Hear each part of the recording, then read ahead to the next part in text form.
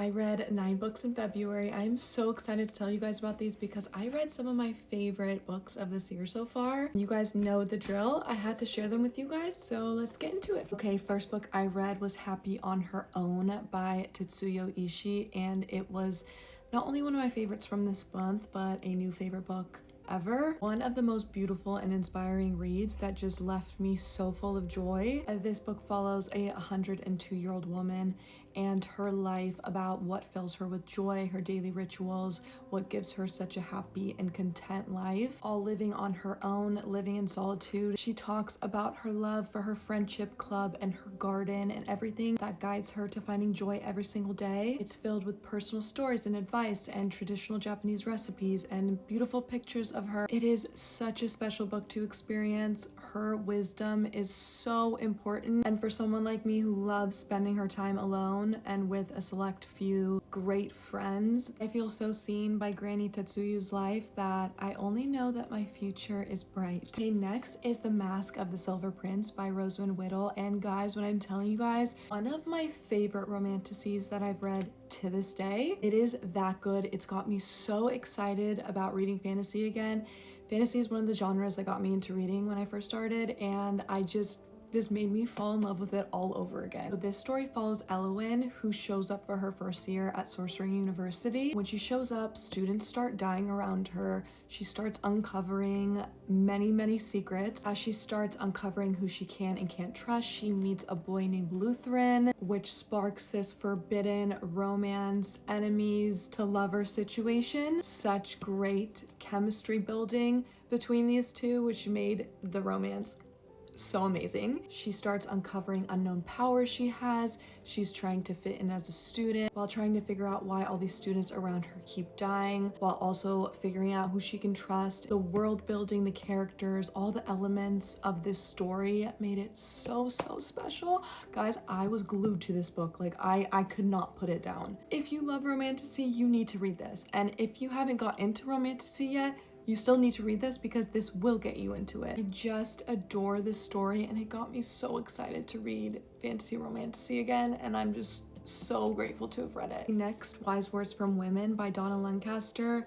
Again, another book that I felt so grateful to be able to experience and take wisdom from. This book genuinely feels like the biggest and warmest hug. She covers everything from family relationships to healing to personal struggles and wounds and how to face that and move forward. Genuinely felt like the safest, most encouraging words that you could receive as a woman. It's definitely a book that I will recommend to every single woman to read, and it is definitely a book that I will be rereading at least once every couple months. It is that important and so special. The next book I read was The Raven and the Angel by Christine Flynn and Evelyn Lawson, and when I tell you guys, I was bawling my eyes out at least an hour at the end of reading this. This is a novel of the Holocaust. You guys know I read so many stories about the Holocaust. This takes place in Germany in 1943. It starts with following Lucy, who is assigned a job as a translator for a top official in Hitler's government. As she's translating and doing her job, she discovers what Hitler's final solution is planning to do, which is wipe out an entire group of people. And so she decides to join in the anti-Nazi rebellion. She meets her first love, but very shortly after that, she gets caught and sent to a concentration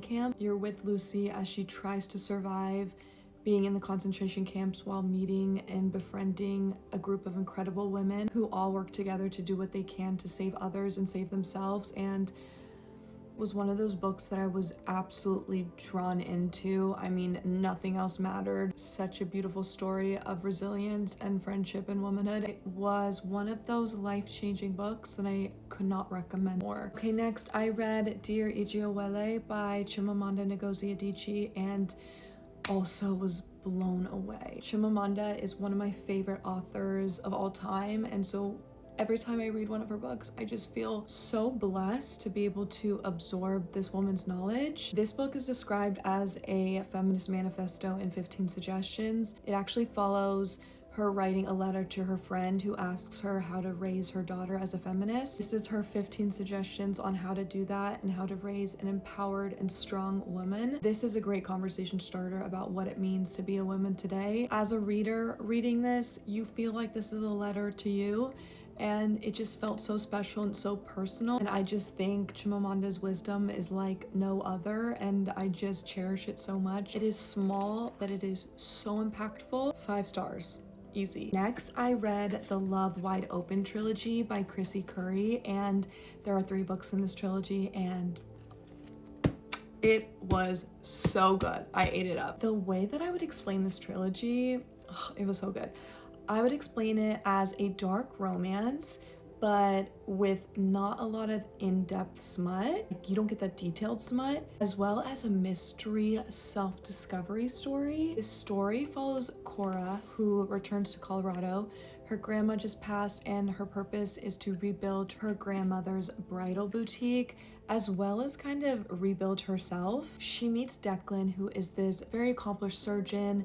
He is very much this wanted bachelor, and he very much swoons Cora off her feet. They fall in love very, very fast. It's very passionate. As they fall in love, some things start unfolding that just don't feel quite right. Devastations start happening. This unknown fire burns down her boutique. This fairy tale love starts unfolding. This is really Cora's self-discovery story about what she wants in her life, who she is as a woman. There's romance, there's mystery and thrill in this. It was such an engaging story. I read a book a day. I could not get enough of this. You guys want a fast-paced, super entertaining dark romance, I would highly recommend picking these up and reading them because you guys will not regret it. Okay, next I read I Have No Place in the Kingdom by Bella Rose Prince, and this is an incredible poetry book that feels like the ultimate guide to freedom and survival. It was so fantastic. You guys know that poetry is like one of my favorite things to read, so this was right up my alley, and I'm so glad I read it. The way that Bella wrote this is so cool because it feels like you're reading like